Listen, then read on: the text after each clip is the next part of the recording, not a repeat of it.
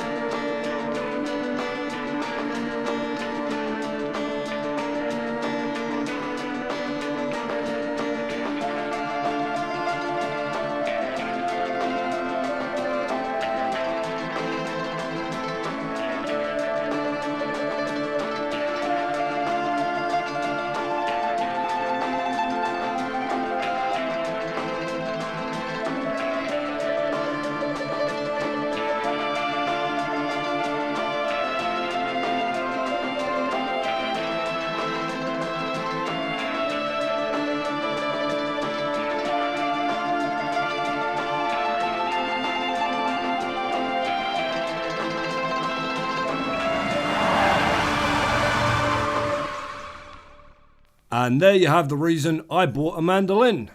I mean, I don't have it anymore. I sold it for weed money when I was 18, but fuck, half of that's a nice story.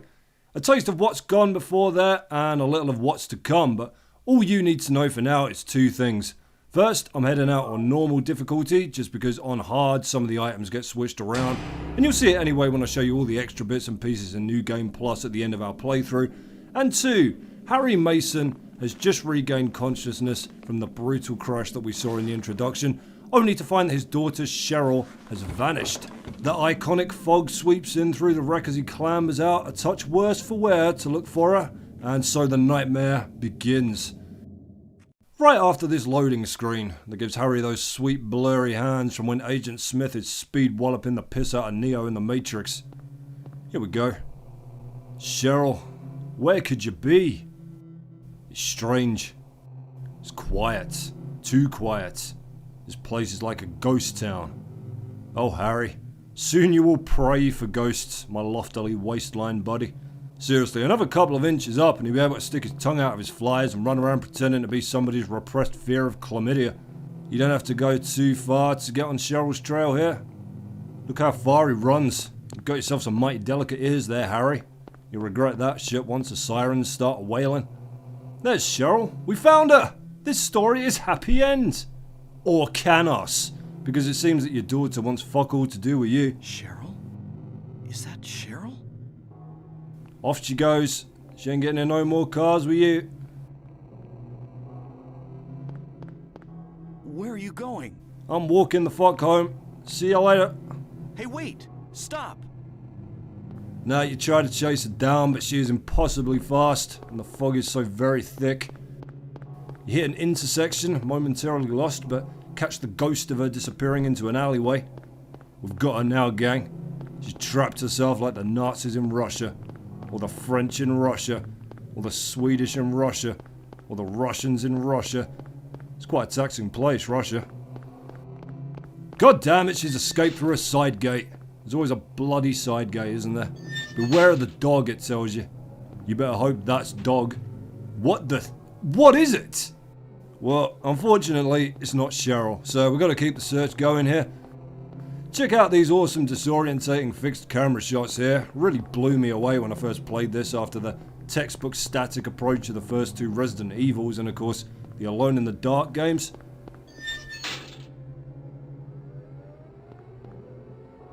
That's strange, it's getting darker. Well, we're no flashlight to our name yet, we're forced to use the lighter, which is better than nothing, I guess. Carry on down the alley for some dizzying Jacob's Ladder imagery. A broken wheelchair? What's this doing here? Is it that odd that somebody would leave a busted wheelchair in an alley? What's this? What's this? There's terror in the air. What's this? Who broke this poor wheelchair? Blood-soaked stretcher is a little more out of place, I'll grant you. And all this blood is concerning. But you know these back alley abortion clinics, they ain't exactly the mop and bucket types now, are they?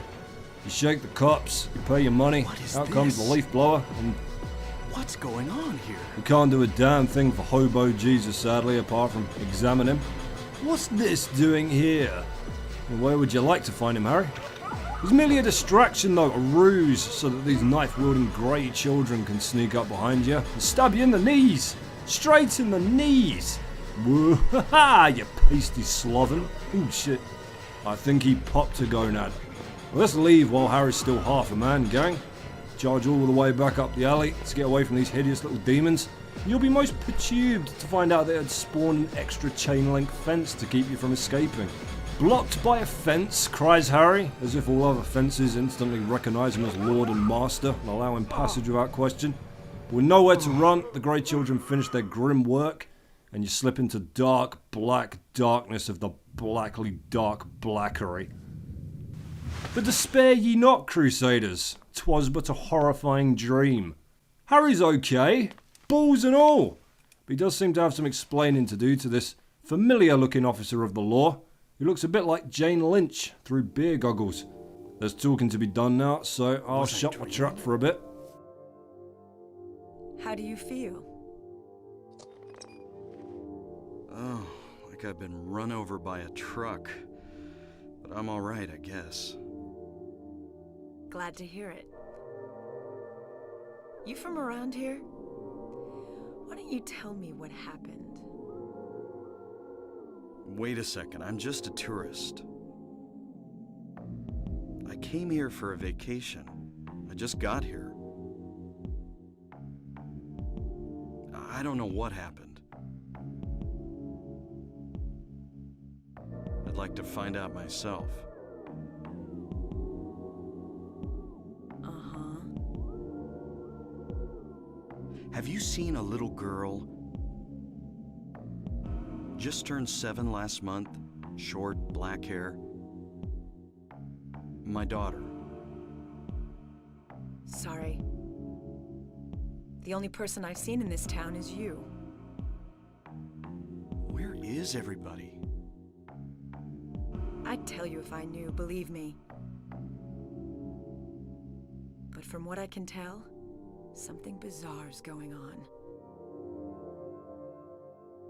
That's all I know.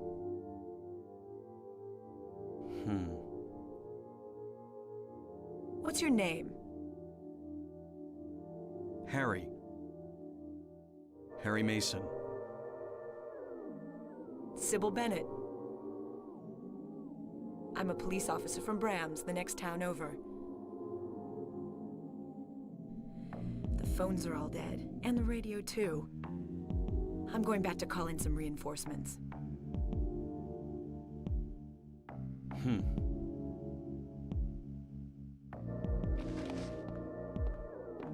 Hold it. Where do you think you're going? My daughter. I've got to find her. No way. It's dangerous out there. In that case, I need to find her now. Cheryl's my little girl. I can't just leave her out there by herself. Have you got a gun? No. Take this, and hope you don't have to use it. Now listen to me. Before you pull the trigger, know who you're shooting. And don't do it unless you have to. And don't go blasting me by mistake. Got it? Yeah, thanks. You do best to stay nearby. I'll be back with help as quick as I can. Brahms PD Rule 37. Give obviously unstable civilians loaded firearms and let God sort them out. Over here on the counter we have a few treats. Handy flashlight, map of the town, very useful indeed.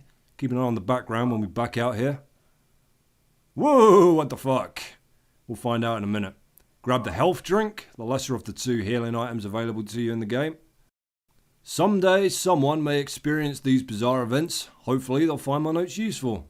Nothing's happened to you yet, lad. These notepads are your save points throughout Silent Hill, if you're the kind of cautious Christopher that likes to save their game.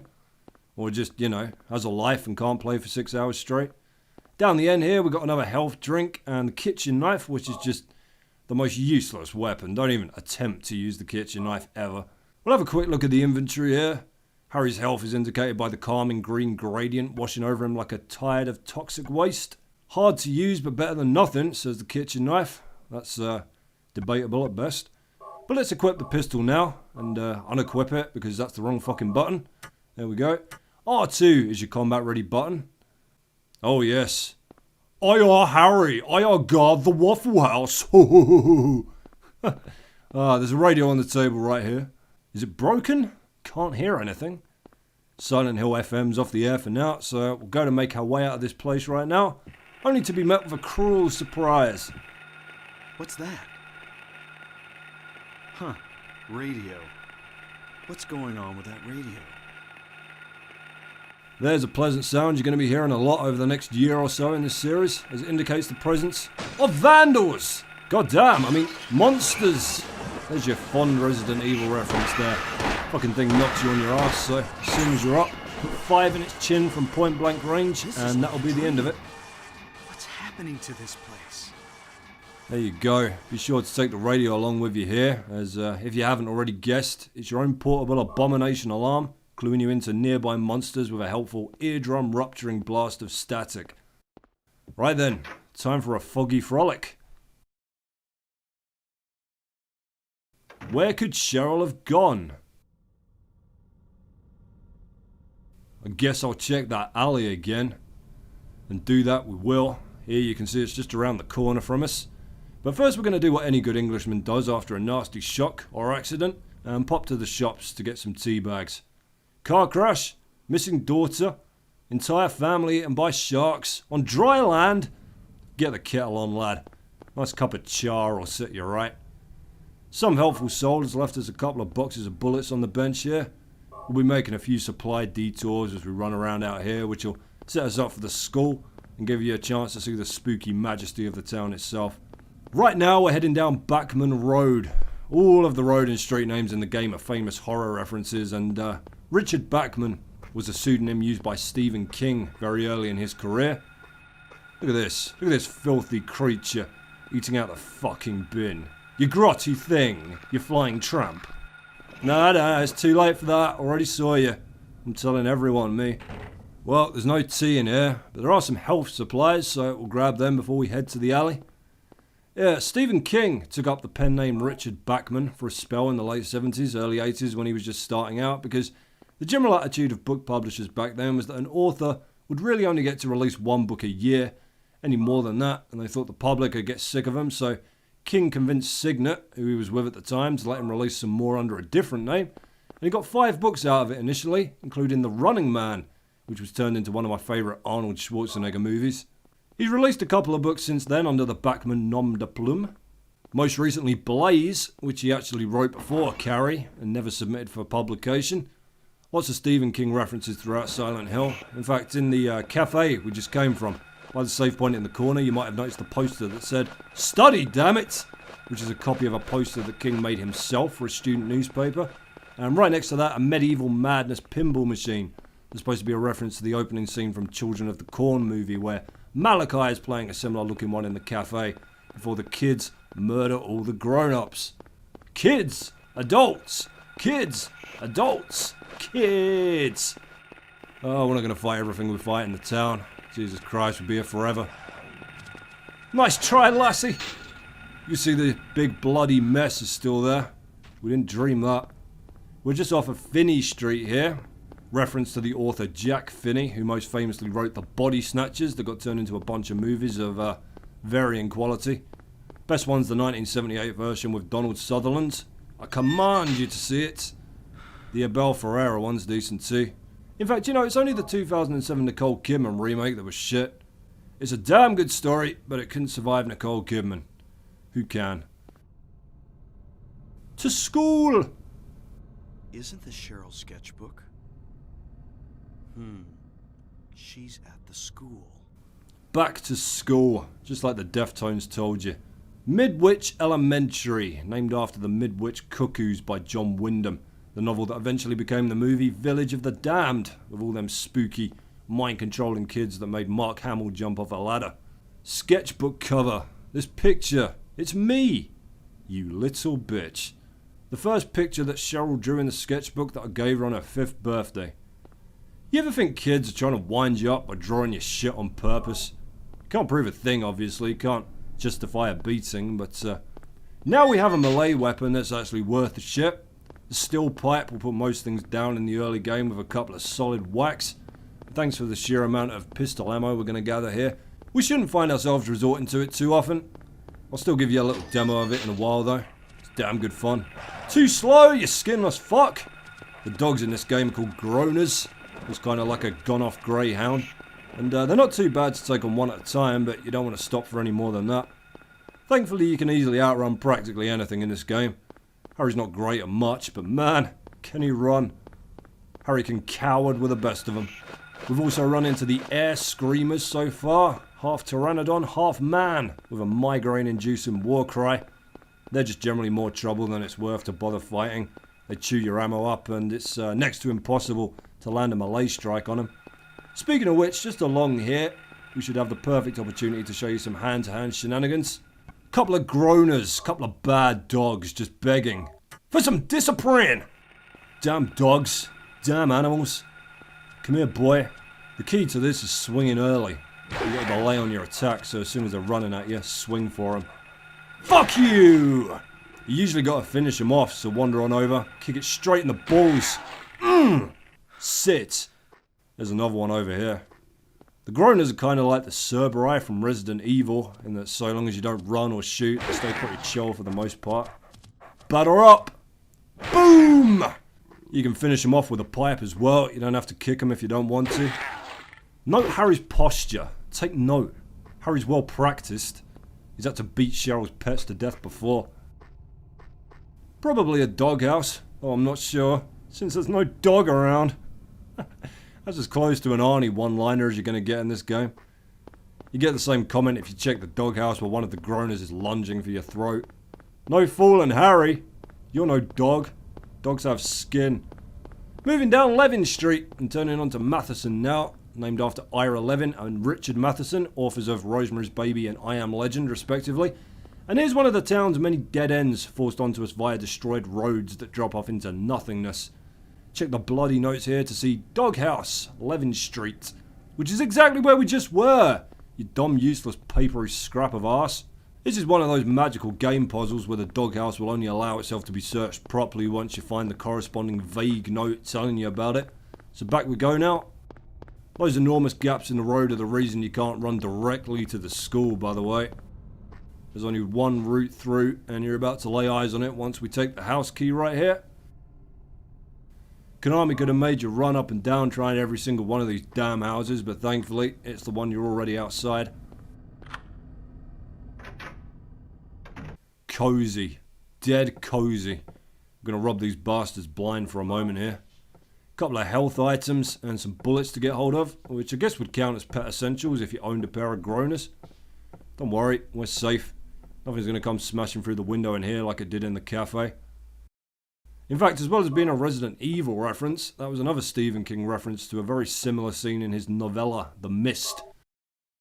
Very similar sounding monster as well.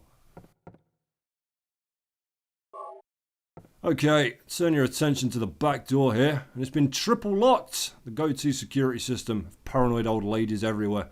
And if we turn to the map on the wall, we'll see keys for Eclipse and 3 red markings, which will automatically copy onto our own map there.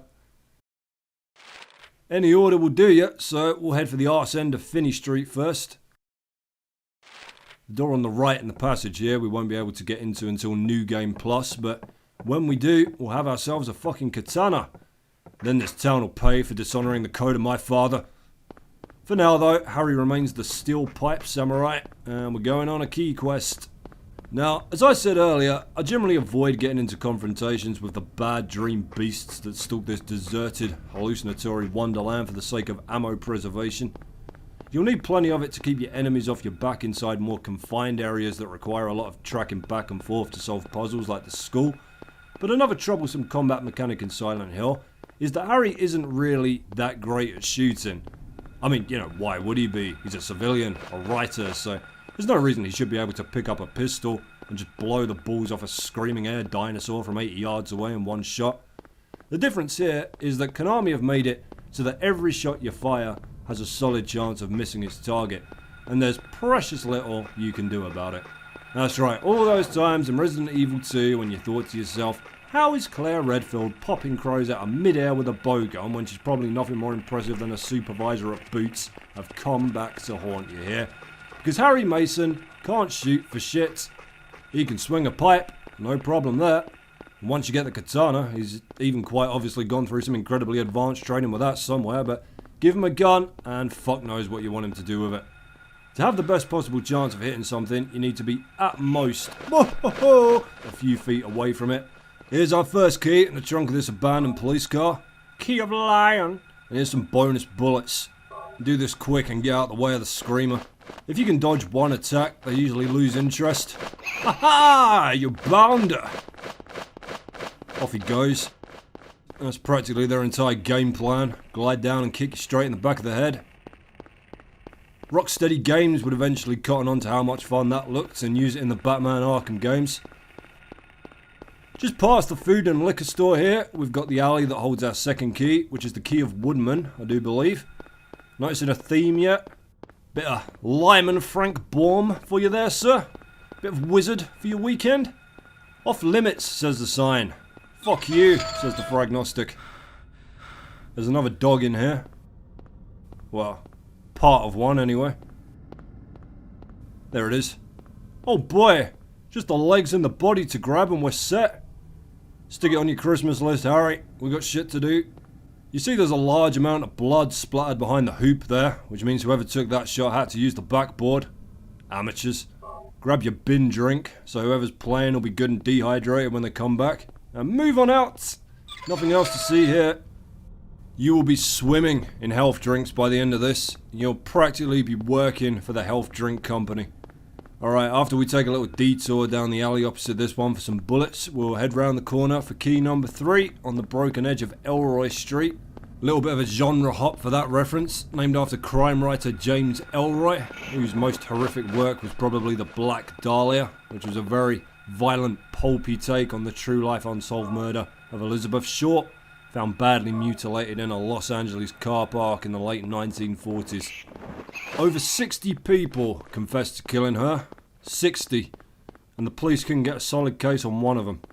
There is a very entertaining theory that Orson Welles killed her, made somewhat compelling by the fact that he fled the country for 10 months straight after the body was found, and while he was in the middle of editing an adaptation of Macbeth that he was also starring in, and refused to come back, even with the studio on his back. Let's steal another health drink and make our way back to the house on Levin Street.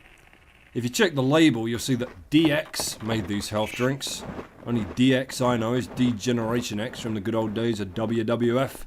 Back when everybody still got walloped in the head with steel chairs. Before Chris Benoit had to go and ruin everything by murdering his whole family. I heard they erased him from their archives for that. How does that fucking work? He was in some pretty big matches, wasn't he?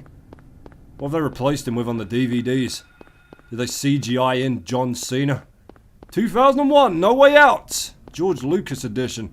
Wow, we always meant to have John fighting Kurt here, but unfortunately he wasn't in the company yet, so we had to use He Who Shall Not Be Named. A little known fact about Silent Hill. Everybody thinks there's no use for the Konami code in this game. If you enter it no more than 10 seconds after you hear the sirens for the other world, you'll hear a crackly fucked up version of the John Cena theme on your radio, and from that point on your every step will be haunted by his unkillable Nightmare World equivalent. He'll even lurk in the background of all the cutscenes, pointing at you, waving his hand over his face in whatever that is. What is that? Is he telling me my face is dirty? Got a little something on my lip there, John. Alright, let's open this door up with our Wizard of Oz keys here. Flying Monkey! Toto! Mecha Toto! And that'll do you. What? What the fuck? It's getting dark again. But it was just nighttime 12 hours ago. What's going on? Harry Mason's shock and bewilderment at planet Earth's day-to-night cycle continues here as we move through the back garden to grab a couple more of these wonderful DX health drinks. 10 bottles for $40, and if you ain't down with that, I got 2 words for you. Holistic bullshit. No, wait, what are those yogurts always trying to sell you? Probiotic boosters. Boost your good bacteria. Good bacteria needs reinforcements, they're losing against the terrorist bacteria. Like fuck, how do we ever survive without these damn yogurts? We're gambling with our health here, goddammit. I'm just taking me a quick trip down to the northwest end of Midwich Street to grab some more supplies here.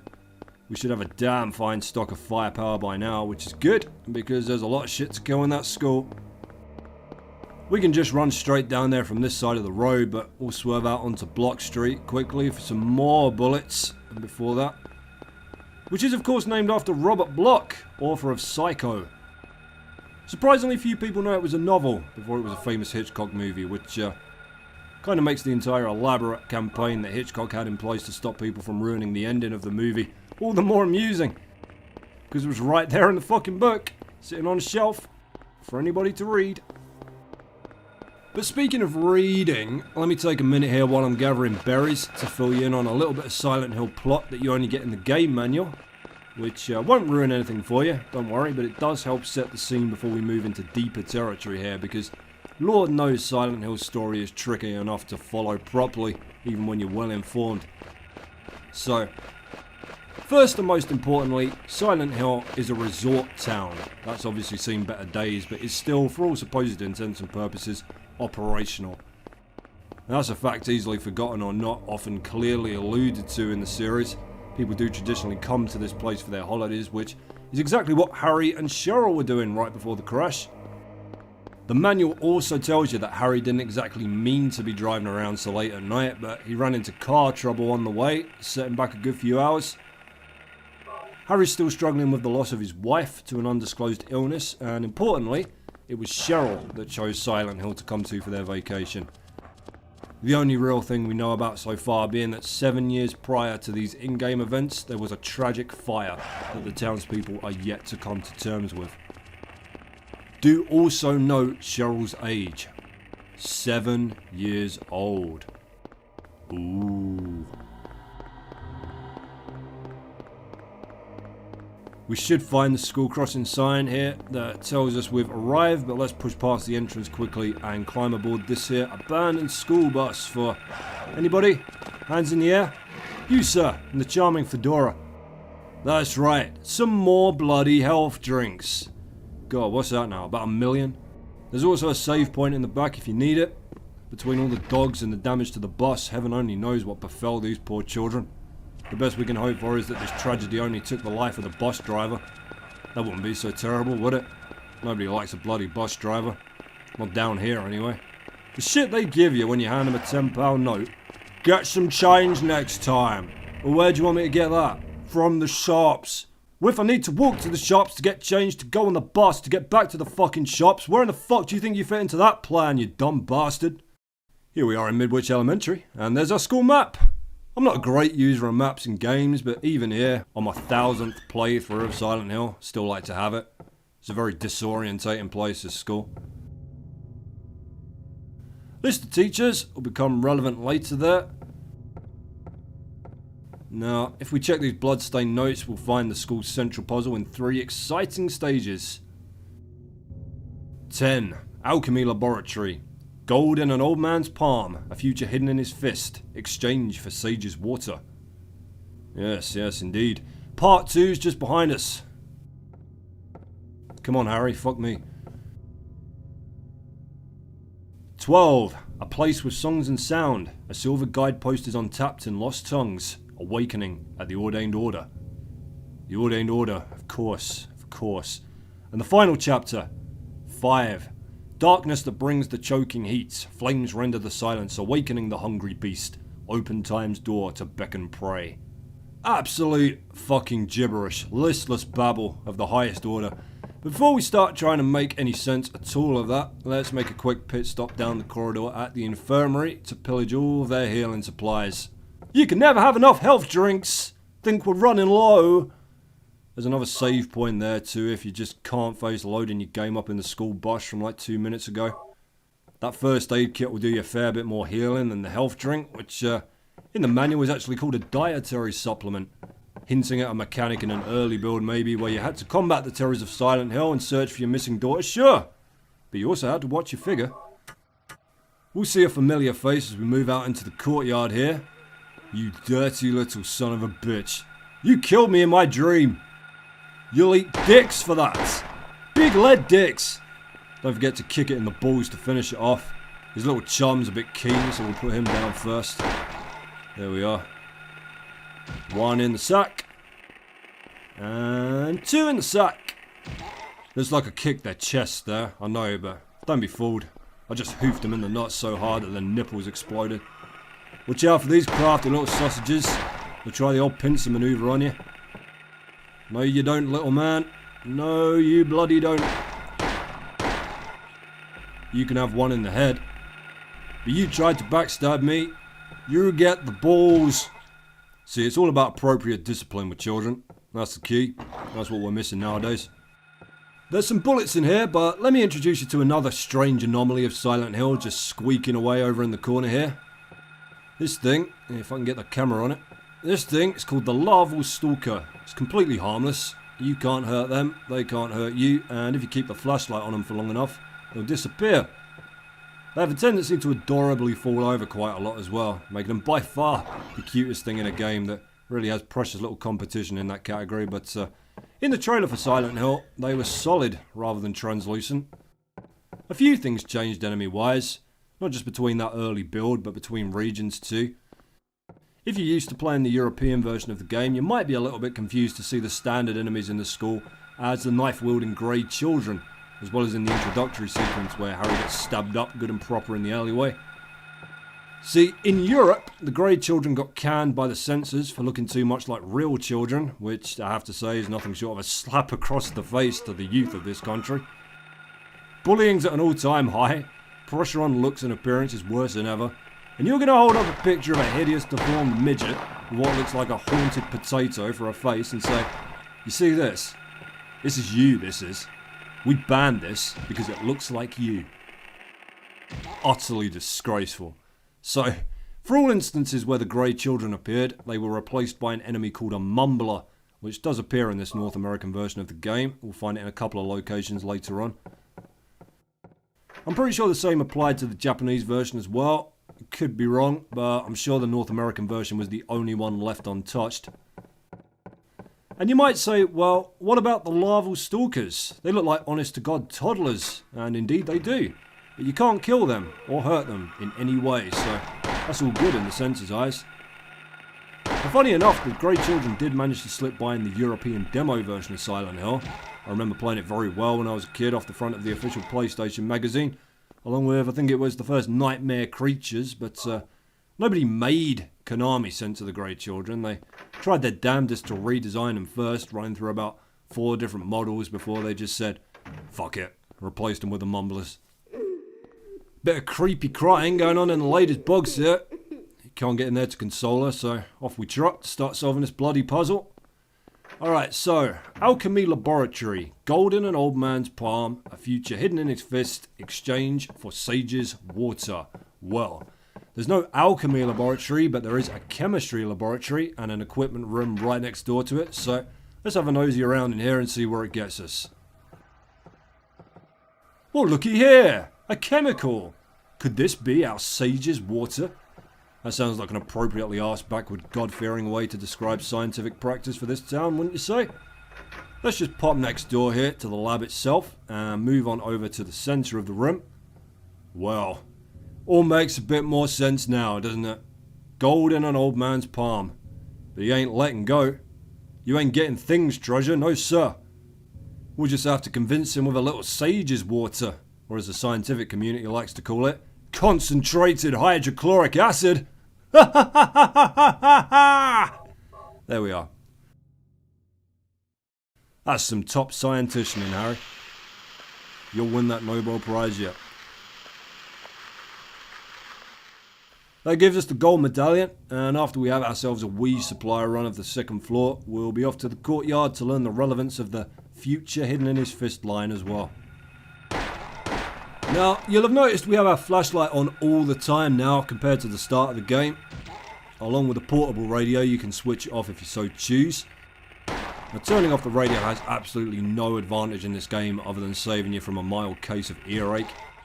In later installments, some of the monsters could hear you coming if you had the radio blaring static out all over the shop, but they're deaf to it in this one.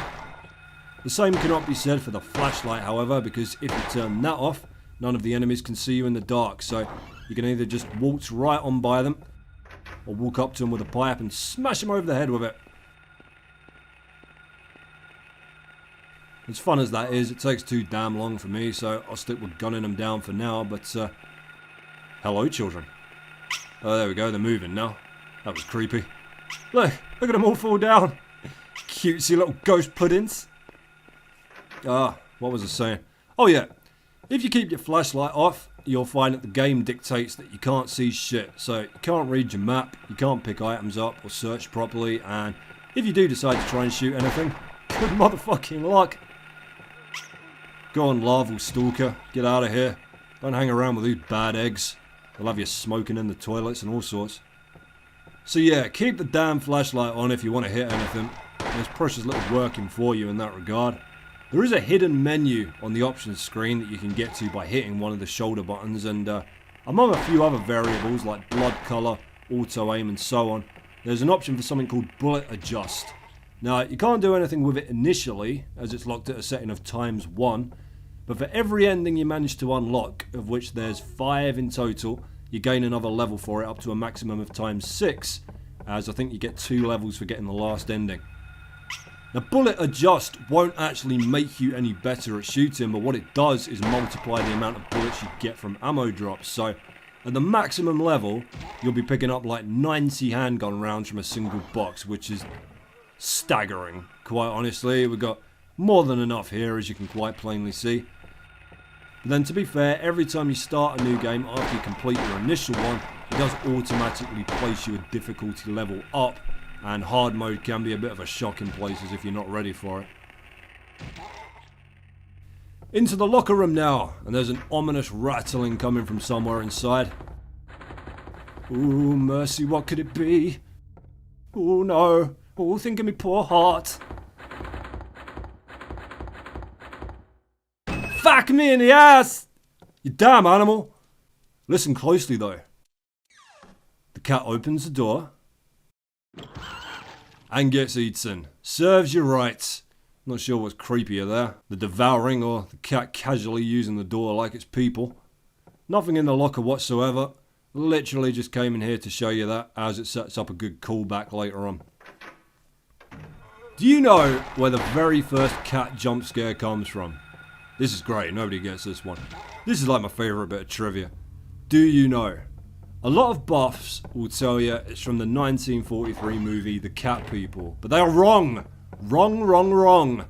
For that may well be the origin of that particular breed of jump scare, whereby the hero and by proxy the audience is startled by something that turns out to be benevolent or harmless, which in that case turned out to be a bus. But it didn't use an actual cat. No. The very first cat jump scare actually comes from Star Trek, the original series, in an episode called Cat's Paw, where Kirk and the gang seem to land on some sort of a wacky Halloween planet. I couldn't tell you too much besides that. I'm no great fan of Star Trek myself, but I think the whole thing turned out to be some sort of mind illusion created by alien midgets. Of course, if you want to go back even further than that, you can look to the old Doctor Who serial, The Chase, which doesn't have a cat scare per se. It does have quite an early bat scare, as William Hartnell and chums get spooked by a flock of them in an animatronic haunted house. Quality jape! The Daleks get chased away by Dracula and Frankenstein's monster in that episode, if I remember right, which was, retarded. Okay, over on the right here, we got ourselves a school clock tower, and if we examine it, we'll learn first that the door is locked, and second, that the hands are stopped at 10 o'clock, just like the time on the top of that first puzzle note we read. Now if we move down to the side here, we'll see the first of two indentations that reads, "A golden sun." And we're about to learn what the line "a future in his fist" is trying to get at as we pop the gold medallion in the hole.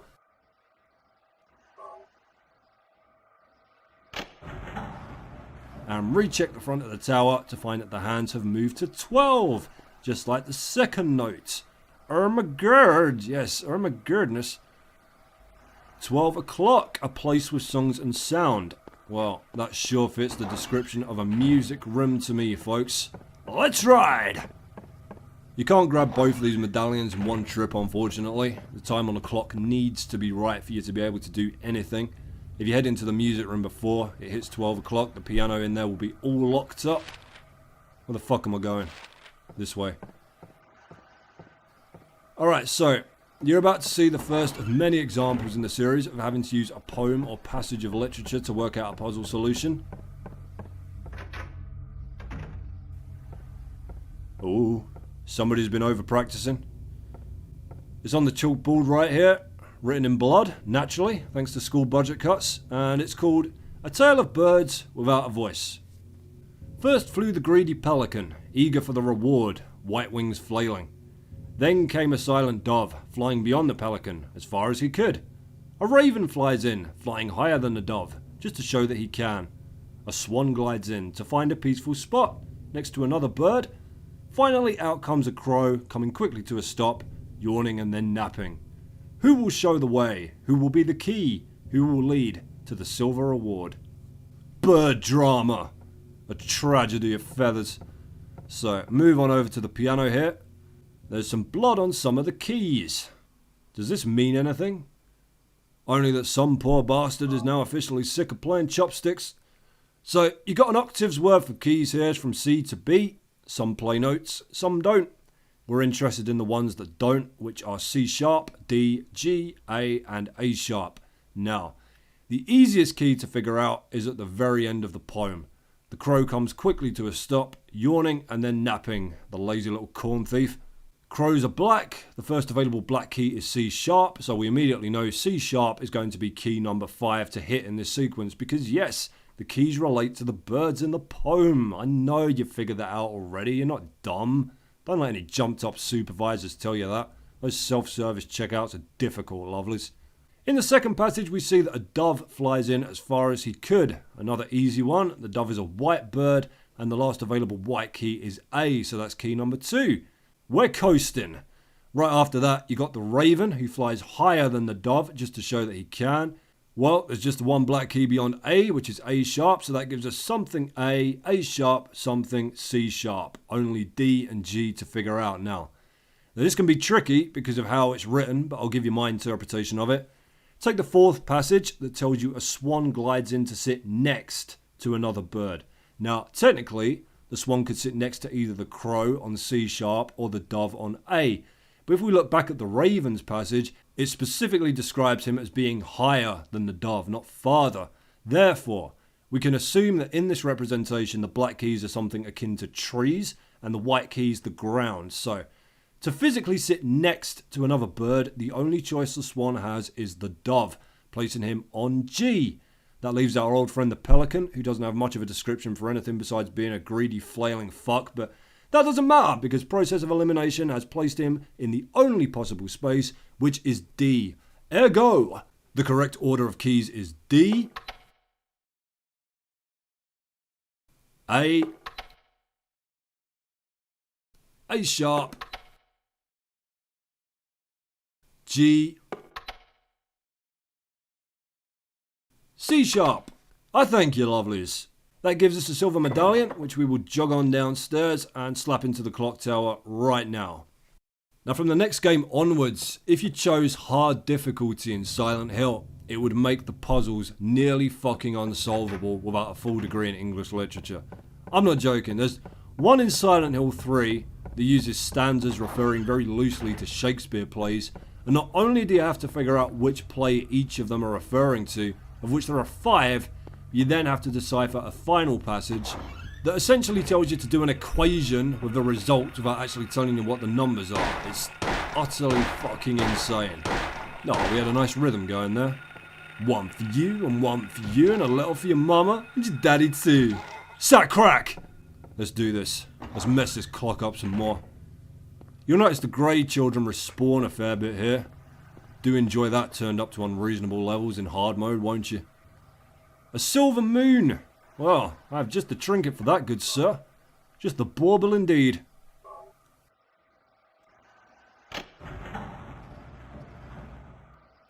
Hurry hop! Check the tower again to find that we apparently spent 5 bastard hours playing piano upstairs, which means it's time to confront the final passage. Darkness that brings the choking heat, flames render the silence, awakening the hungry beast. Well, that sounds much more intense than piano practice. Tuba, maybe. In truth, this is the easiest of the bunch. A lot of talk of choking heat, flames, and hungry beasts basically translates to go to the boiler room and flip a switch. It's just trying to scare you. Although I must say, the soundtrack does a wonderful job of doing that on its own. It's magical, isn't it?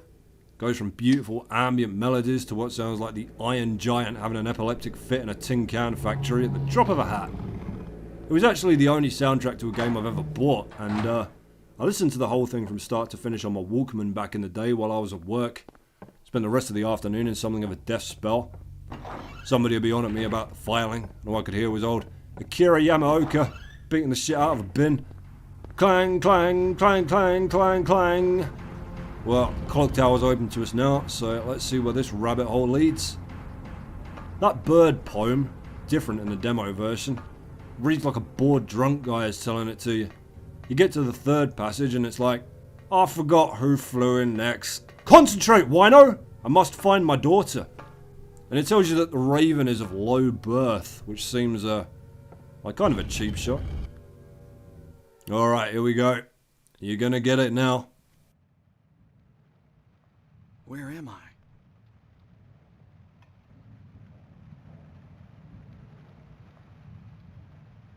Have I been here before?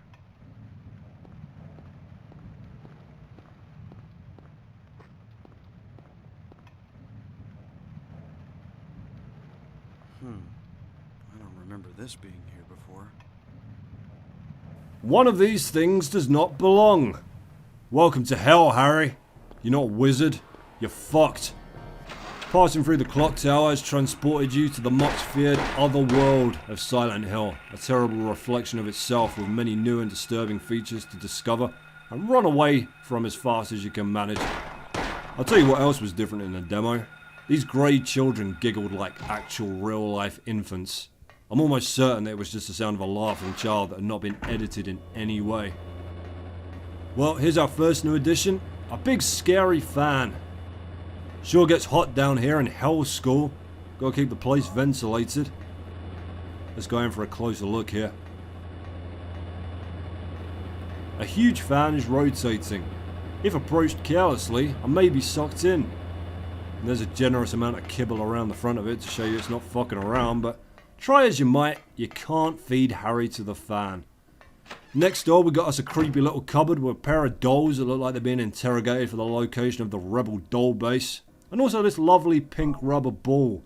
Very luminous, vivid pink there, which is going to be your sole reminder for the next 20 minutes or so that there does exist colours outside of the schemes found in decomposing bodies and subterranean crack dens. Here you get an introduction to these annoying little bastards called creepers that are essentially overgrown cockroaches.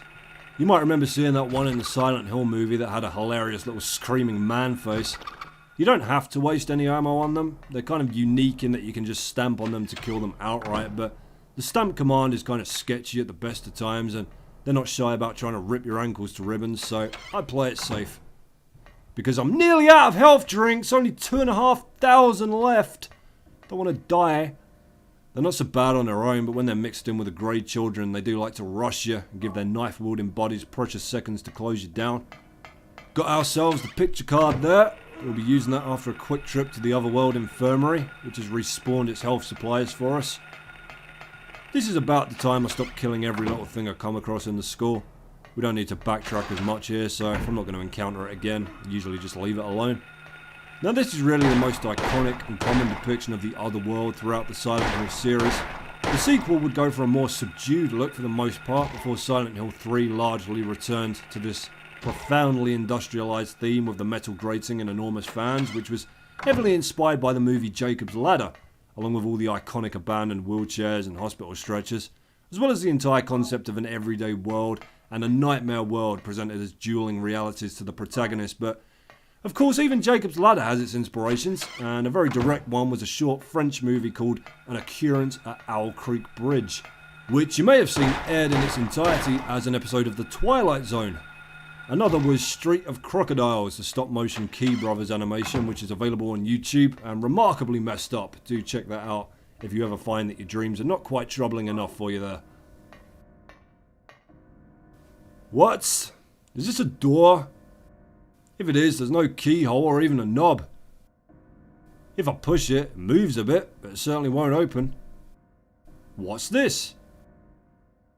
In the centre of the door is a horizontal slot. What is it for?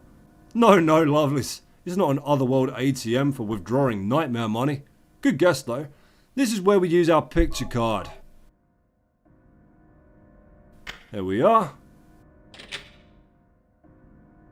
We're going to grab ourselves the shotgun in a second, but by heading into the girls' toilet here, you'll actually be teleported up to the second floor and back again once you re-enter.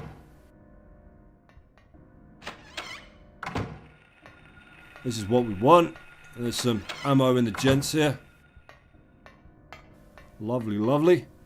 Few shells and some handgun bullets for your pleasure. Look at those stalls. How are you supposed to get any privacy with that? What if I've got to take a shit? A wayward gang of grey children could burst in there, surround the cubicle and start laughing at me. I haven't been since I crashed the car. Sort it out, midwitch. Get some carpet down as well. What if I trip? Ridiculous. Absolute scenes coming up.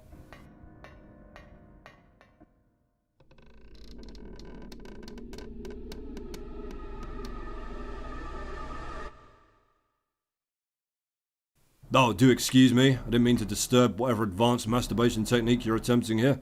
I'll just rob you and quietly leave. Check the cubicle wall here to set up a bit of mythology to come in a short while. Leonard Rhine, the monster lurks. The monster lurks? What's that supposed to mean? Soon, Harry. Looks like a couple of Coca-Cola bottles on the floor there. I'm sure they were thrilled with that product placement. You can't beat the real thing. So lock yourself in a nightmare toilet, drink 2 litres of the shit and crucify yourself on a fucking meat hook. Yeah! Holidays are coming. Holidays are coming. There is actually a bench somewhere outside in the town with a Pepsi logo on it, so We all know which side Konami's bread was buttered there, don't we? A company full of those rare people when they're at a restaurant and get asked if Pepsi is okay. Where, you know what? It sure is. Here's some phones. Can't do shit with it right now, but that will change the minute you try to leave the room. Behold!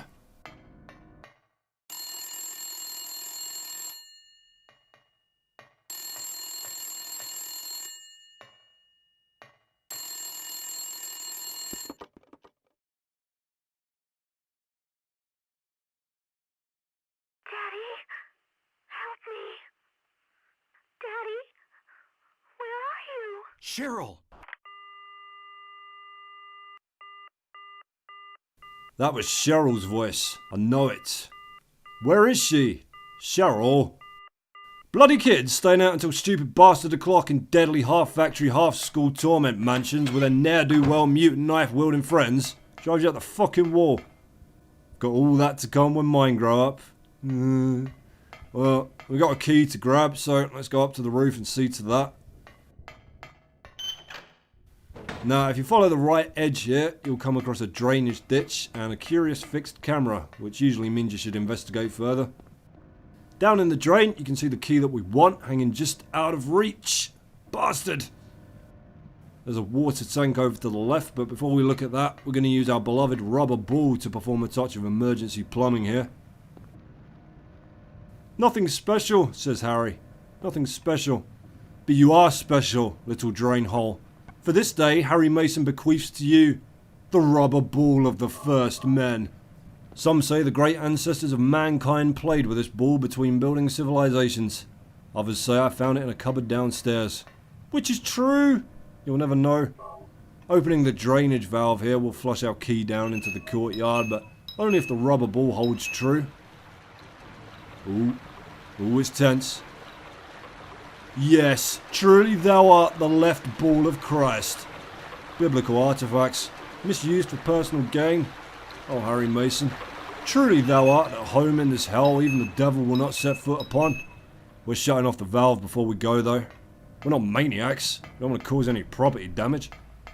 If you're thinking you've heard Harry Mason's voice somewhere else, by the way, you probably have. Same guy was Richter Belmont in Castlevania Symphony of the Night. Doesn't have anything quite as good as his opening dialogue from that here though.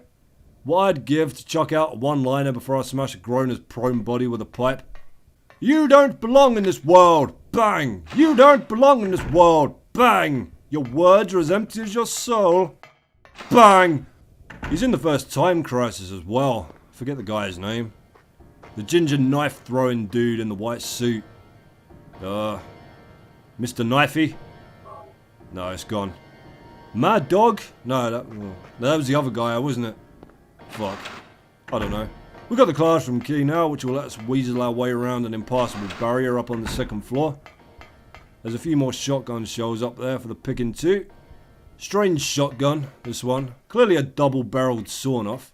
And we know it's supposed to be because it's modelled after Ash's shotgun from the Evil Dead movies, which he says is a Remington in Army of Darkness, but is actually a Stoger coach gun. But it loads 6 rounds instead of the 2 it's clearly capable of. What in the fuck you playing at, Konami?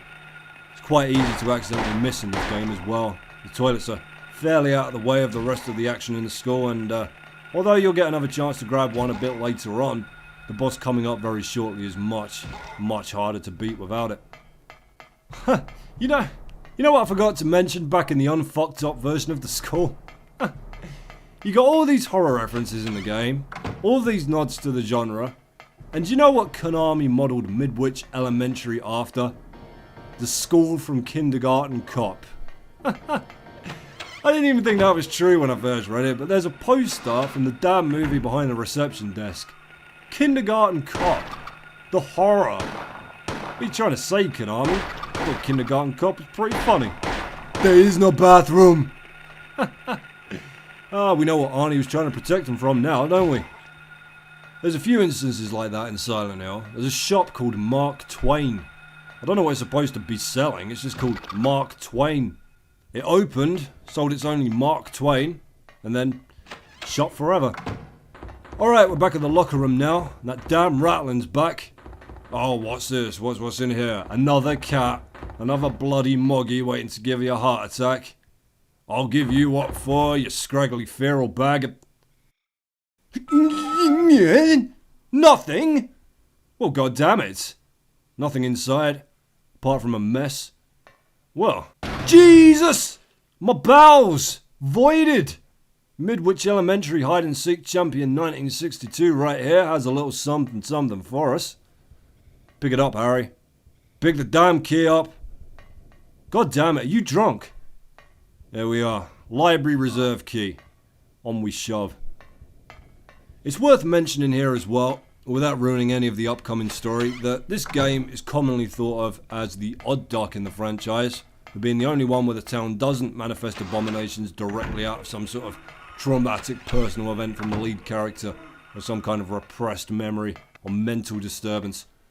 Now, that doesn't happen in the fourth game either, probably because the fourth game was never meant to actually be a Silent Hill game originally, but you'd have to say that the reason for that, and simultaneously the reason that the franchise has maybe slowly declined in quality since the third game, is that Konami hit absolute gold with Silent Hill 2, which isn't just the best in the series, but one of the best games ever made full stop, and they've been fruitlessly trying to replicate its formula ever since. Besides, you know, Shattered Memories, which is a remake of this one, and the arcade game, which isn't. Alright, you remember that shout out to the monster lurks? Our boy Kidney Dialysis Kevin scrawled on the cubicle wall back in the toilets? We got the volume itself in the house just over here. Let's have ourselves a quick read of this fine tome. Let's settle in with some fucking cocoa here.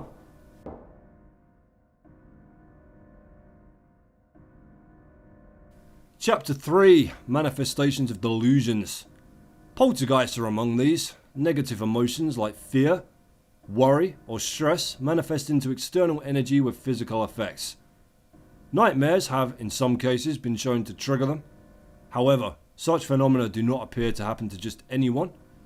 Although it's not clear why, adolescents, especially girls, are prone to such occurrences. Very important bit of literature there that represents your first real clue as to what's happening here in Silent Hill. Impossible to fully understand at this point because you ain't got all the clues yet. And if you've been following the Resident Evil playthrough, you'll know the importance of searching for clues. Jill, we always need more clues! Here's some more essential reading. Hearing this, the hunter armed with bow and arrows said, "I will kill the lizard." But upon meeting his opponent, he held back, taunting, "Who's afraid of a reptile?" At this, the furious lizard hissed, "I'll swallow you up in a single bite." Then the huge creature attacked, jaws opened wide. This was what the man wanted. Calmly drawing his bow, he shot into the lizard's gaping mouth. Effortlessly, the arrow flew, piercing the defenseless maw, and the lizard fell down dead. This is from an old fairy tale. I remember reading it as a kid. "You ain't in a fairy tale no more, Harry!" The passage is straight up telling you how to kill the boss we have to face in a couple of minutes' time. Well, more or less. You don't get a bow, unfortunately. The shotgun will have to suffice. And you don't get to hurl insults at it. Ahoo! Hee-hee!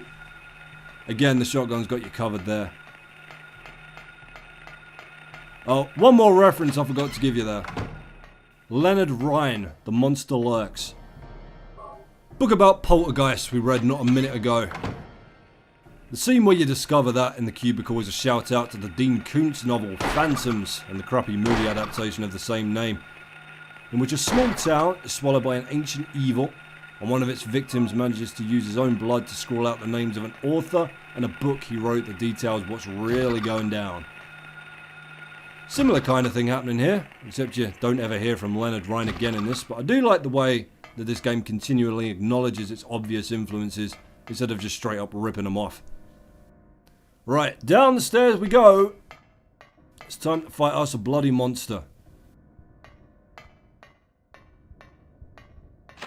We just got to get ourselves through this turnstile here, which is simple enough. You just spin the one on the right 2 times, and the one on the left 3 times. How do I know that? Trial and error, my dear. No clues around for this one. I'm sure there's other ways of doing it, but this is the one that's stuck in my head from years ago, so it's the one I use. I always mean to check to see if there's a quicker way through, but usually by this point, I'm sick of the school, and I just want to fight the boss and get out of here. What kind of mesh is this floor made out of? It's remarkable, isn't it? It doesn't even bend when you step on it. This entire otherworld, this is some quality construction. Do you think it was a local company, or did they hire from out of state? We'll ask around later. Right now, we're hopping on the elevator to go down, down, down into the bowels of the school to face our first real combat challenge of the game. A monstrous lizard by the name of Split Head.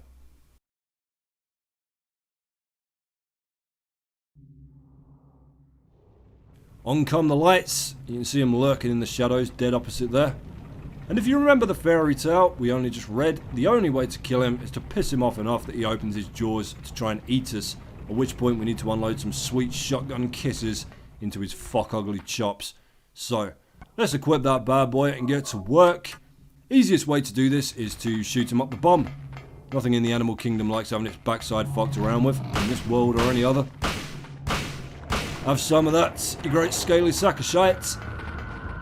Now we just have to cautiously move in front of him and wait for the inevitable. He's a bit stuck here. Whoa, fuck a dog. There we go. That's the end of that. A couple of point blank blasts will do you. And when you're taking him down in hard mode, he takes something like 6 blasts in the mouth to polish off, which means you need to stay out of his way a little better than I did there. If he closes those gnashes on you, that's an automatic game over, my friends. There's that girl we nearly ran over in the introduction.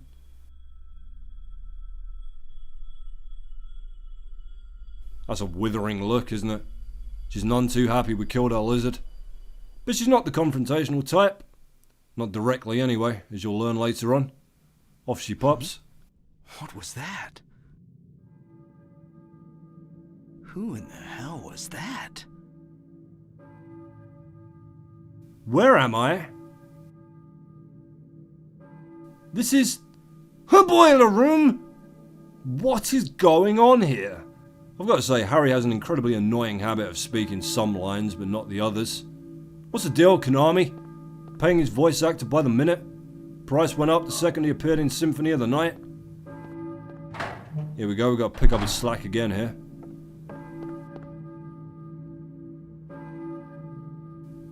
I hear, a church bell maybe? Who is ringing the bell? A question that Harry has indicated he wants an answer to by adding a new little squiggle to his map there. We'll get right on that, Your Majesty, King Mason. So the key we just picked up was the K. Gordon key. If we move to reception to check out the teacher's register again, we'll notice 2 interesting things. First, all the teachers are named after members of the band Sonic Youth. That's bass player Kim Gordon. Oh, doesn't tell you everybody the second time you look at it, alright. Well, trust me, it does. And second, we've now got a home address for one of the staff members of this hellhole, so do join me in a couple of weeks for the next meeting of the Pyramid Head Victim Support Group, where we'll be going to get ourselves some goddamned answers. Until then, lovelies,